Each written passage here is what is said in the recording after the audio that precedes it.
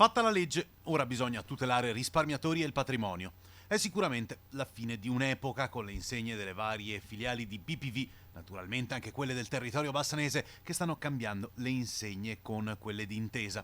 Ora bisogna concentrarsi su chi ha perso tutto e sulle aziende che hanno un bisogno vitale, quello di un accesso al credito rapido. Il senatore Santini è ottimista. Dare un ristoro ai risparmiatori, soprattutto i risparmiatori che sono stati raggirati dalle precedenti gestioni, in modo tale che ci sia in qualche maniera una forma di, se non di rimborso, ma almeno di aiuto nelle difficoltà in cui purtroppo molti risparmiatori versano, e poi la garanzia che vengano mantenuti i fidi, i crediti alle aziende.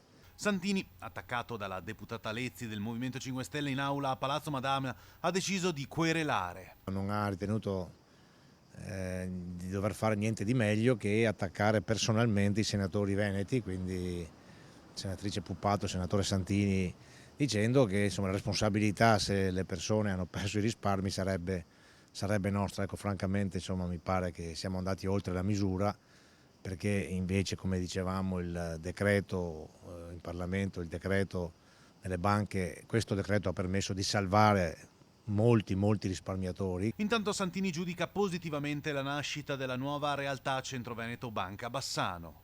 Più facilmente le banche hanno scelto la via della fusione, come nel caso di Bassano, e quindi questo è un modo per rafforzare queste banche del territorio, per fare in modo che abbiano anche una struttura collegata a delle holding nazionali sempre di credito cooperativo, che assicurano anche un peso, diciamo, nella ripartizione del credito, un peso anche finanziario e una dote finanziaria più forte, per poter sostenere in modo ancora migliore l'economia del territorio.